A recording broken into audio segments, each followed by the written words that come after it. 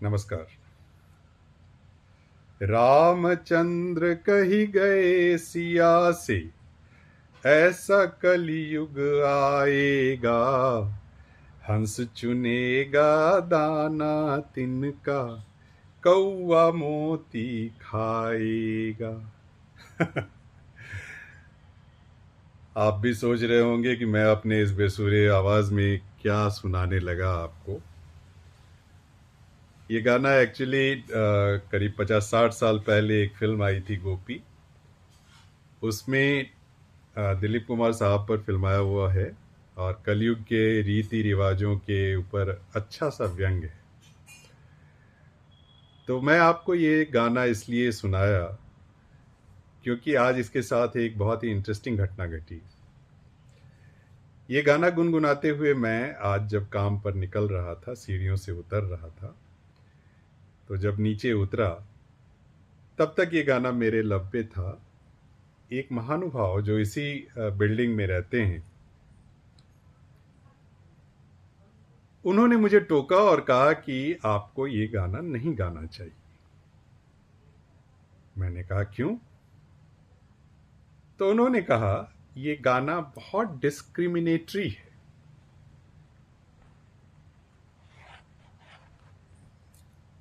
मैंने कहा अच्छा, कैसे? तो उन्होंने कहा कि इसमें जेंडर डिस्क्रिमिनेशन है। How come? मैंने फिर पूछा कि कैसे? तो उन्होंने कहा कि इसमें रामचंद्र ही क्यों कह रहे हैं, सिया भी कह सकती थी कि हंस चुनेगा दाना कौवा मोती खाएगा। मैं मुस्कुराया, सुना, अच्छा। और उन्होंने फिर कहा आपको ये क्यों लगता है कि सिर्फ हंस का ही अधिकार है कि वो मोती चुने, कौवे का अधिकार नहीं है क्या?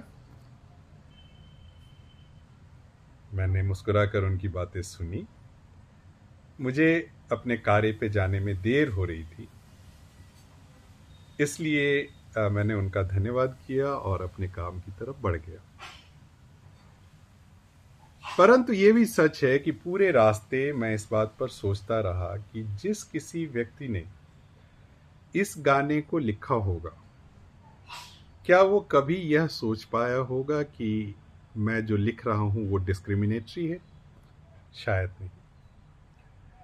इस गाने में मैं डिस्क्रिमिनेशन का भाव डाल रहा हूं? शायद नहीं। मगर इस व्यक्ति ने एक नए परसेप्शन के साथ